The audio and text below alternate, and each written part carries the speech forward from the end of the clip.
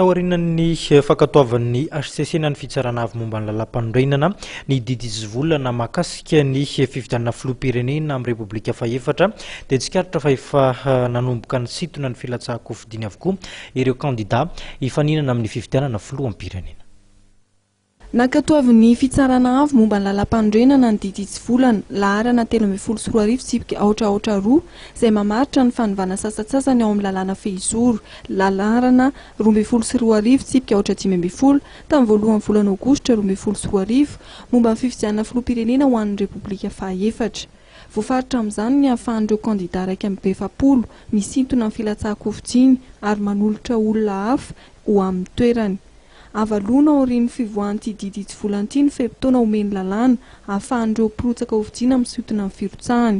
Atolotra miaraka amin'ny fangatahana fisontonana ny fanolorana ny olona ho kandida vaovao amin'ny toeran'izy ireo. Isan'ny voakasika mivantana amin'ity fisontonana ity ny firatsahan-kofidiana Andriamatoa Andry Rajoelina, Ramatoa Laura Valomanana ary ny Amiraly Ratsiraka Didie izay isan'ny nanotona ny fampisorana ny fifidianana noho ny tsy fankasitrahan'ny fianakaviam-be iraisam-pirenena azy ireo. Momba ny fanavaozana ny lisitra ireo mpirotsaka fifidiana dia fantatra fa manomboka androany dia azon'ny kandida na ireo vondrona nanao soniny tondrozotra na ireo lehibe amin'ny androm-panjakana tao ny makeny amin'ny fitsarana manokana momba ny fifidianana amin'ny hanavaozana ny lisitra.